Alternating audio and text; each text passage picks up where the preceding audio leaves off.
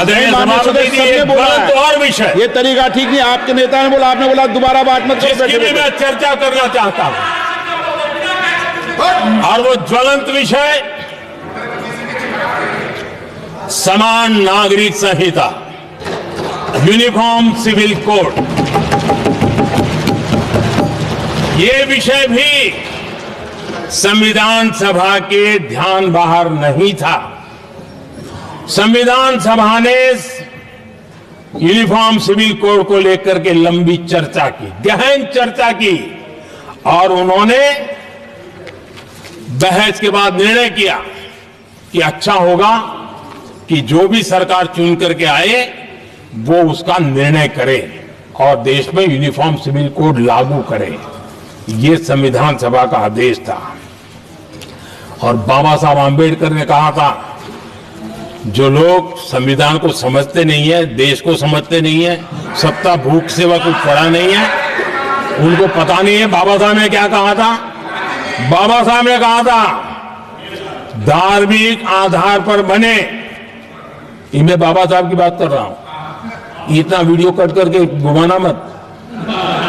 आदरणीय सभापति जी, बाबा साहब ने कहा था, धार्मिक आधार पर बने पर्सनल लॉ को खत्म करने की बाबा साहब ने जोरदार वकालत की थी। उस समय के सदस्य के.एम. मुंशी जी ने कहा था, समान नागरिक संहिता को राष्ट्र की एकता और आधुनिकता के लिए अनिवार्य बताया था। कमा मुंशी जी को सुप्रीम कोर्ट ने भी कई बार कहा है कि देश में यूनिफॉर्म सिविल कोड जल्द से जल्द लाना चाहिए। सरकारों को आदेश दिए हैं सुप्रीम कोर्ट ने,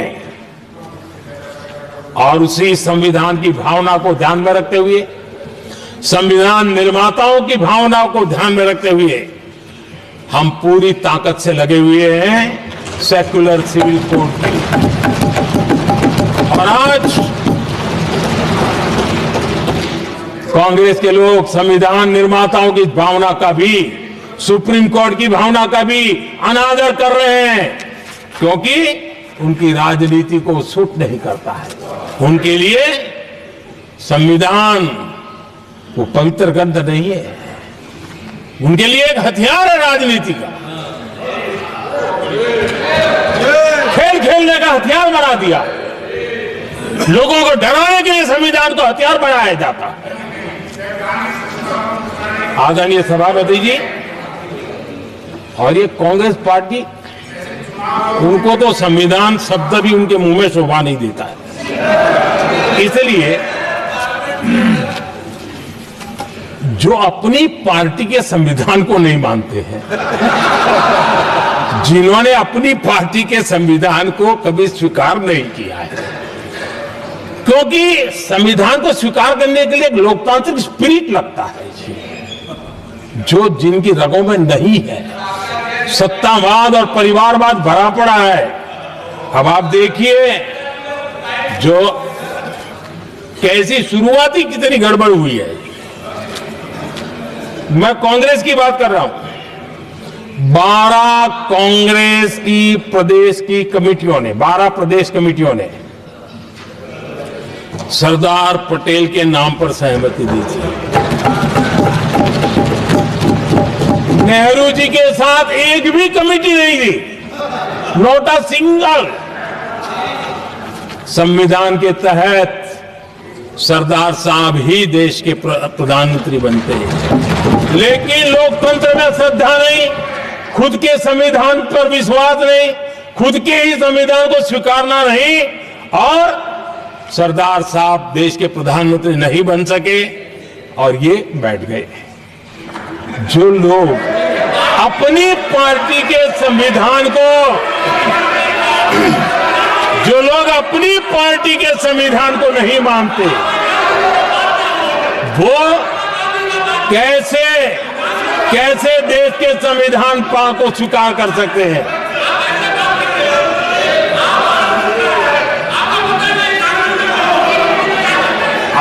सभापति जी,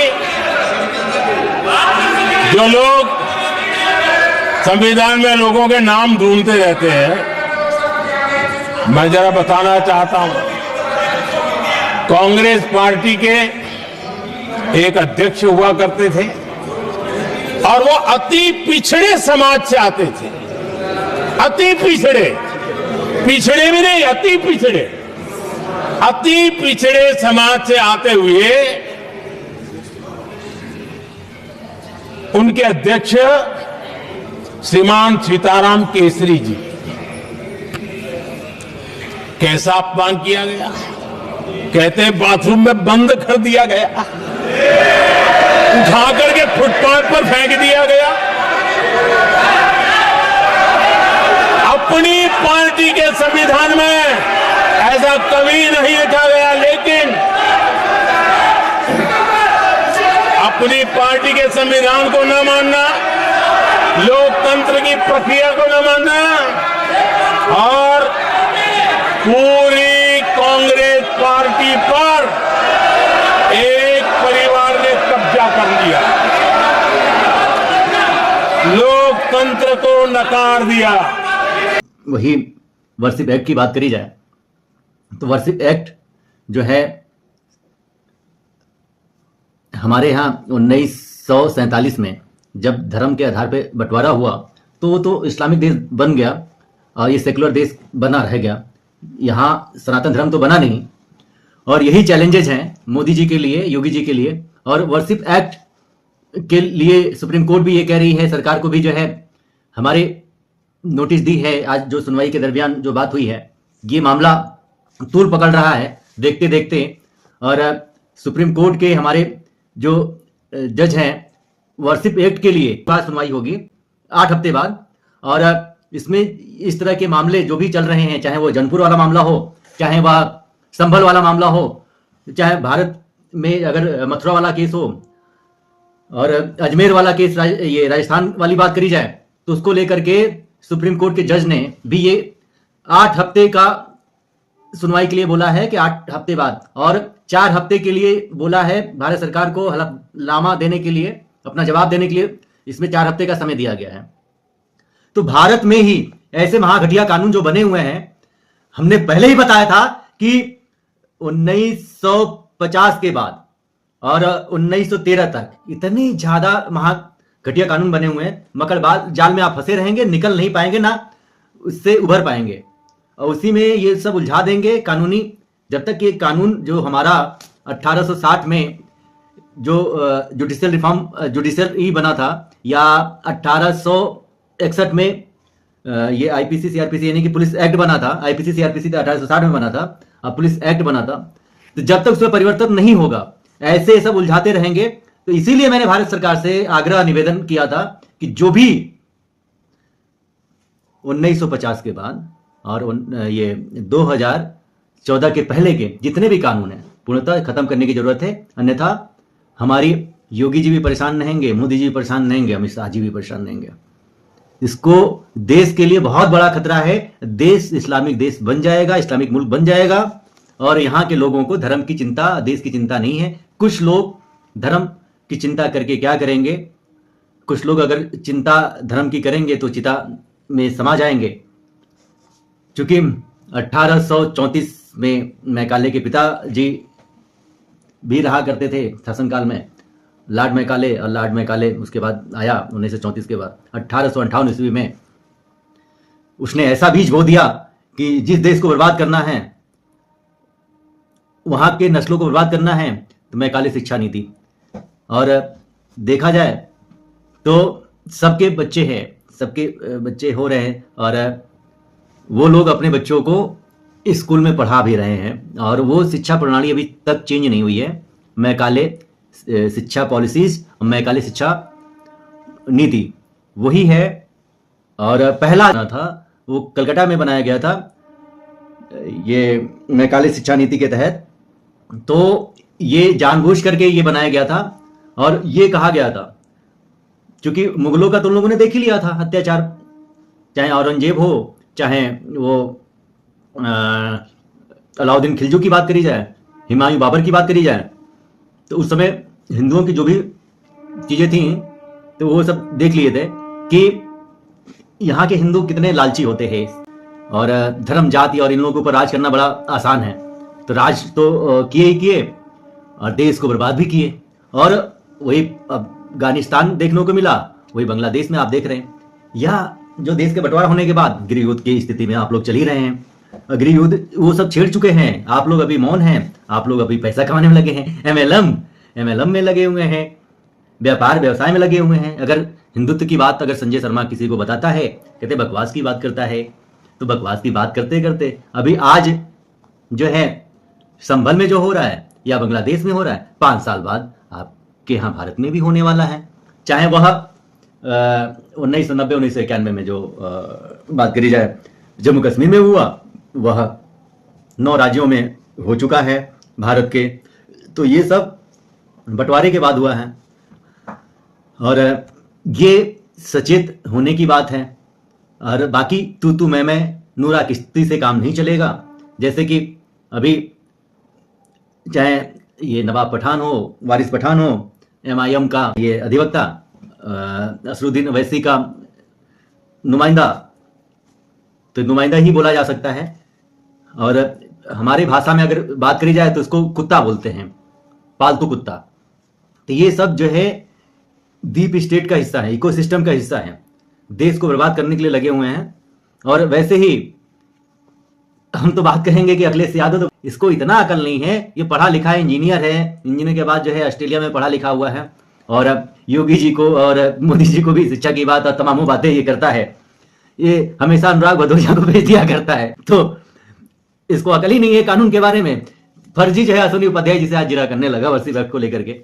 और ये लगातार ये मतलब जब उन्होंने कहा कि क्या तुम बाबर के औलाद हो, ये औरंगजेब के औलाद हो, चाहे किसके औलाद हो, तो उनसे उलझ गया, लगा उनसे भी तू मैं करने। बल्कि वो वकील भी नहीं है।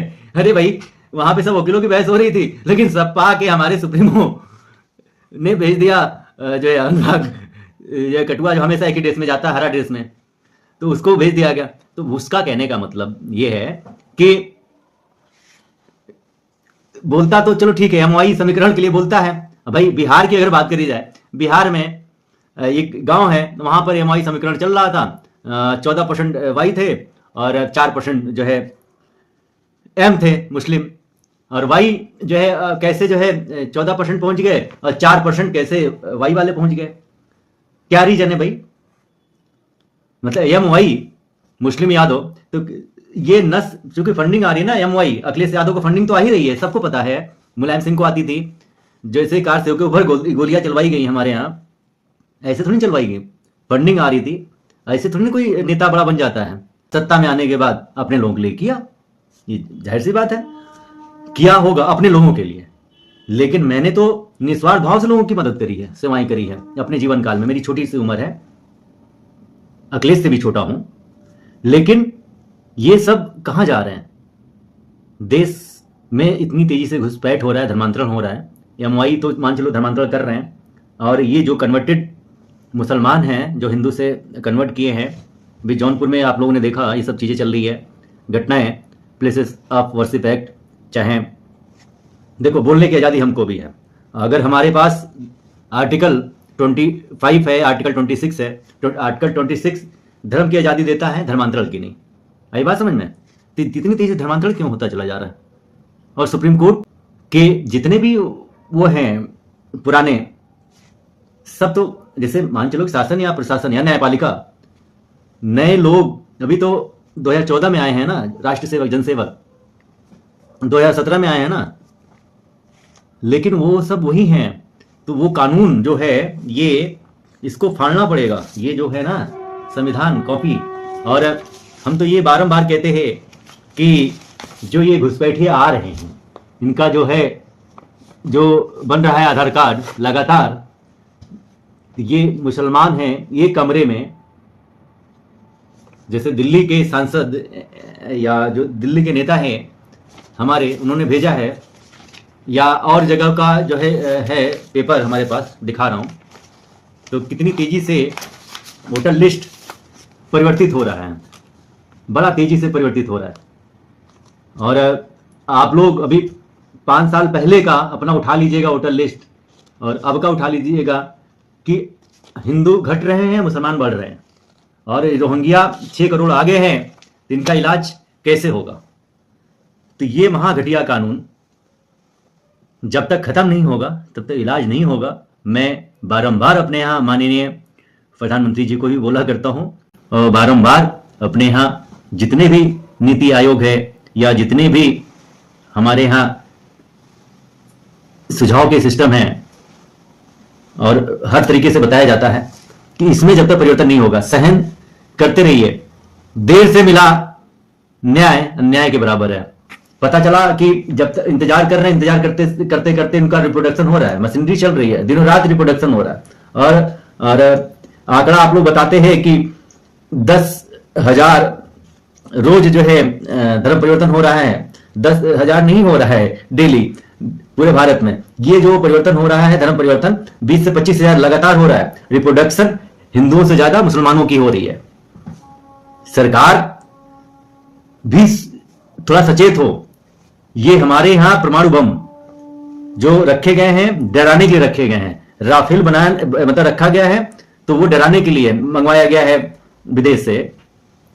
और वैसे ही ब्रह्मोस्त्र है या तमामों मिसाइल्स हैं, तमामों हथियार हैं, और आजकल तो हथियार हम लोग निर्यात भी कर रहे हैं। तो इससे काम नहीं चलेगा।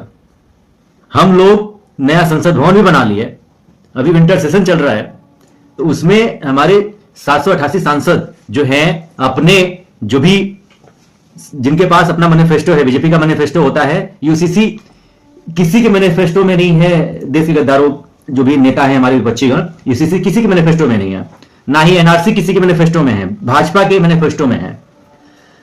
और ऐसे बात करी जाए घुसपैठियों का मैनिफेस्टो और ये सब तमामों चीजें हैं, तो एनआरसी रोहिंग्या घुसपैठियों का जब भी दिल्ली वाला जो अभी देख ही रहे, और इससे ज्यादा वफा बोर्ड वाला भी आप देख रहे हैं कि सबसे ज्यादा मुसलमान पीड़ित हैं, उन लोगों को ऊपर दर्द है। तो कहने का मतलब इसको समाप्त करने की जरूरत है और भारत सरकार इसको संज्ञान में ले। जितने भी महापाप हैं ये तमामों बातें चर्चा में हो चुकी हैं, तो ये वारिस पठान को और चाहे ये तमामों बगदादी या औरंगजेब की औलादों को मौका न दिया जाए। उन लोगों का देश दे दिया गया था। 1905 ईस्वी में बांग्लादेश को अलग करने की बात कही गई थी। न्यूज जो अत्याचार कर रहा है, संभल वाली ये सब चीजें चल रही हैं, तो इसको सब खत्म करो यारो। मेरे जितने भी हमारे गुरुजन हैं पॉलिटिक्स में, तो पॉलिटिक्स रियल में करना है, पॉजिटिव करिए, नेगेटिव मत करिए, और इसको खत्म करिए। अभी नहीं तो कभी नहीं। देर से मिला न्याय अन्याय है। तू मैमे से काम नहीं चलेगा, नूरा कुश्ती से काम नहीं चलेगा, बहुत हो चुका। अन्यथा सनातनियों का जो हमारे यहां आप लोग कहते हैं 80% 80% नहीं है, 78% बचे हुए हैं 100 में से। 22% इन लोगों की आबादी है, और वो भी 78% में से जैन है, सिख हैं, बौद्ध हैं और हिंदू हैं। और उसमें भी आप लोगों ने जातियों में बांट दिया है और जातिगत राजनीति करते हैं। और जातिगत राजनीति में भी इन्हीं लोगों का वोट बैंक आप लोग तक पहुंचता है। चाहे वह एससी, भाई हमारे यहाँ ये सब चीजें ना एससी था, ना एसटी था, ना ही जो है ओबीसी था, ना ही क्षत्रिय था, ना ब्राह्मण था। हम लोग के वर्ण व्यवस्था चलती थी पहले। सनातन धर्म ये आदिकाल से है, अनंत है। तो फूट डालो राज करो, तो ये मुगलों ने भी अपनाया और अंग्रेजों ने भी अपनाया है। तब ये हम लोग 78% बचे हैं। तो अभी हम लोग 78%, 80% तो पॉलिटिशियन कहते हैं, 78% बचे हैं। तो अब कम से कम लोग एक हो जाएं, एक हो जाएं, एक हो जाएं, नहीं तो एक तो तोड़ देंगे हम। तो वो एक एक करके तोड़ रहे हैं, और सब नेता अपना विदेशों में बंगलो बना रखे हैं, चाहे ऑस्ट्रेलिया में हो, चाहे लंदन में हो, चाहे वो भाग जाएंगे। पीड़ित हम लोग होंगे, परेशान हम लोग होंगे। और बांग्लादेश में जैसे बहन बेटियों के साथ दुराचार, अत्याचार, रेप, बलात्कार हो रहे हैं, हम लोगों के सामने हम लोग खुद देख रहे हैं कितना क्रूर हरकतें हो रही हैं। और